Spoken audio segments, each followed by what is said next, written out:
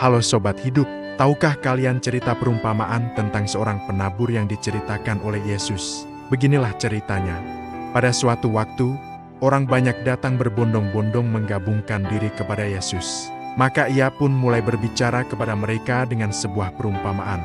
Yesus berkata, ada seorang penabur yang keluar ke ladangnya untuk menaburkan benih. Ia melangkah di atas tanah yang luas, tangannya menebar benih ke segala arah. Sebagian benih jatuh di pinggir jalan. Benih itu tidak sempat masuk ke dalam tanah. Orang-orang yang lewat menginjaknya, dan burung-burung segera datang mematuknya sampai habis. Sebagian benih lain jatuh di tanah yang berbatu-batu.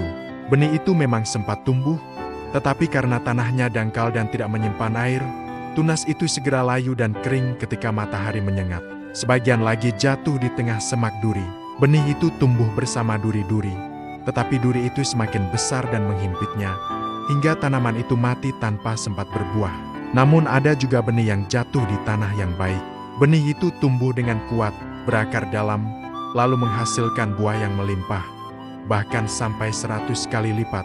Setelah menyampaikan perumpamaan itu, Yesus berseru dengan suara yang tegas, "Siapa mempunyai telinga untuk mendengar, hendaklah ia mendengar." Kata-kata itu menggantung di udara, mengajak setiap orang merenungkan apa yang baru saja mereka dengar. Ketika mereka kemudian menyendiri, murid-murid mendekati Yesus dan bertanya, "Guru, apakah arti perumpamaan itu?" Ia berkata bahwa benih itu adalah firman Allah. Tanah-tanah yang berbeda melambangkan hati manusia yang mendengarnya.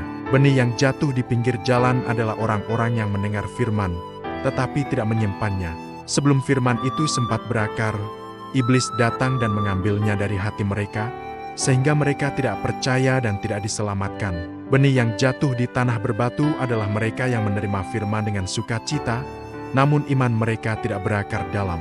Ketika pencobaan datang, mereka mundur dan meninggalkan kepercayaan mereka. Yang jatuh dalam semak duri ialah orang yang telah mendengar firman itu, dan dalam pertumbuhan selanjutnya mereka terhimpit oleh kekhawatiran dan kekayaan dan kenikmatan hidup, sehingga mereka tidak menghasilkan buah yang matang. Yang jatuh di tanah yang baik itu ialah orang yang setelah mendengar firman itu, menyimpannya dalam hati yang baik dan mengeluarkan buah dalam ketekunan.